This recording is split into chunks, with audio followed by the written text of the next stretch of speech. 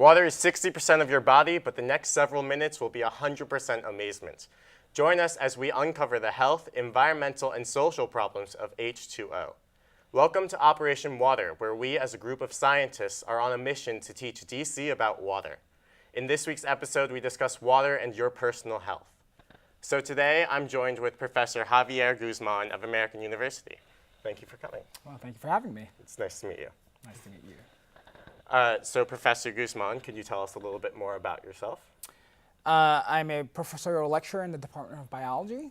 This semester, I'm teaching human structure and function. I'm teaching molecular biology. My background is sort of varied, so I'm just an all-around biologist, I suppose. Awesome. So today's topic is water and your health, which I'm sure you know a lot about. I'm going to be asking you a few questions, and we'll also be getting questions from our live Twitter feed from users using the hashtag #OperationWater. But first, let's take a look at what some DC residents have to say. Excellent.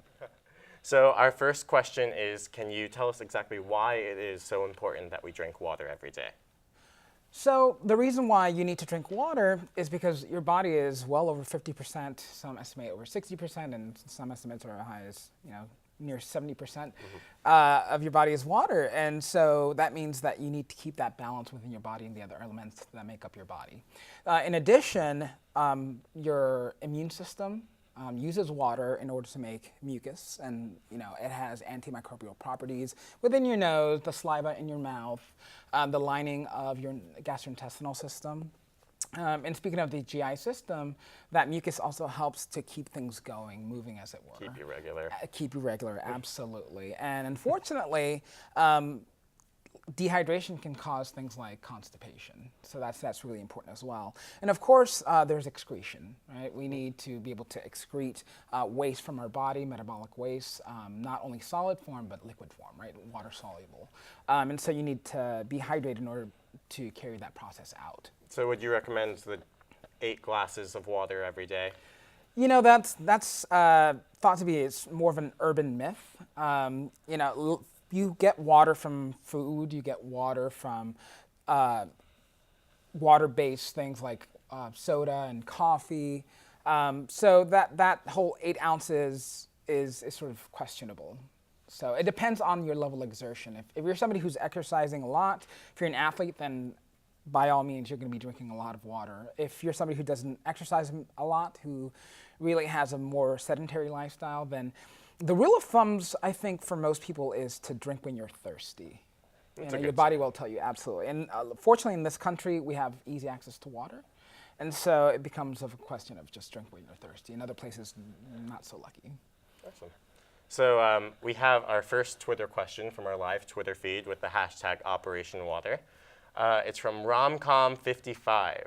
As much as I love water, is vitamin water just as good? So with vitamin water, you have to be careful with what you're taking in. I've seen a lot of them have things like vitamin D. If you're somebody who doesn't take in enough vitamins within your normal diet, then that might be a nice supplemental. Most people, I think, if they watch their diet, if they have a nice varied diet, they're probably not going to need it as much. Electrolyte enhanced water is something that if you don't get enough electrolytes like sodium and potassium within your diet, then that could help you. Especially if you're somebody who exercises a lot, you're going to be perspiring a lot, you're going to be losing electrolytes. That's a nice way to replenish those electrolytes. Are there any negative additives to stuff to other drinks like that, like sugars and? That's a lot of people when they're trying to lose weight, given that the adult population at this point in our history, 2/3 of our population is either obese or overweight. So that, and it's estimated, I think, it's 17% the last figures I saw of our children. And so you have to consider the liquid diet, the liquid calories that you're taking in, right? Yeah. So a lot of people, I ate this. Well, what did you drink? So it's important to take those into consideration as well. So, the rule is, like so many other things, less is more. Yeah. The less calorically loaded drinks you take in this country, probably the better you are. So going back to the topic of hydration, can you tell us some signs of dehydration? Well, one of the easiest one is thirst, right? You're thirsty, your body's going to let you know. Dry mouth is another one, right? Dry skin can be another symptom. Another big one, constipation. That's going to be I was another told big one. that the color of your tongue changes as you get dehydrated. Well, that would make sense, again, because water is what your body uses to make saliva, right? So all of a sudden, your mouth is going to get drier, and that's going to change the way that it looks a little bit, depending on the level of dehydration. Yeah. Okay, so we have another Twitter question from I Can Has You. I always forget my water bottle in my dorm room, but I don't trust water fountains. Are they actually safe? When we're talking about university water fountains, these things are kept up. They have regular maintenance. And so I would say that the rule is, if it looks like it's maintained, you should go ahead and use it. If you see something funny, if you see somebody putting their lips right up to, to drink right up to the, to the actual faucet, then, you might want to avoid it and maybe find another source. But I think by far and large, it's usually okay. It's usually okay. But like a public water fountain in like DuPont Circle. Those personally, I'm a little bit more wary about. Yeah. Just because they're not going to have the same level of rigor and sort of normal maintenance that, say, one here in the university is going to have. To jump on top of that question, do you have a suggestion for a type of water bottle we should use? Is plastic okay, or will it leach chemicals into the water, which I've read about? So that was a big worry for a long time, and you've probably seen a lot of BPA bisphenol A free bottles. The sign, the sticker that says BPA free. And so it was found that some of these plastics can leach chemicals into the water. A lot of times this happens when they're kept in situations where they're warmed up. That's going to sort of enhance the amount of leaching. And so keeping BPA free, BPA can mimic estrogen. That's one of the reasons why people were like, I don't want this, and I don't want this.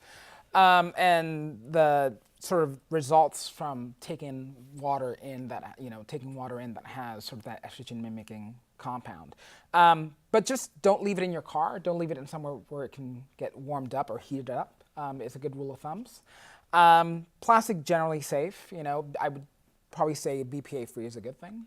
Yeah. But again, just the rule of thumbs: keep it in a nice, cool place. Don't let it, don't let it sit in the sun. Things so like look out for like the sticker that says BPA. I would suggest that's one thing you could do. Absolutely. Okay. Absolutely. Well, we're running out of time. So do you have any parting advice for our audience?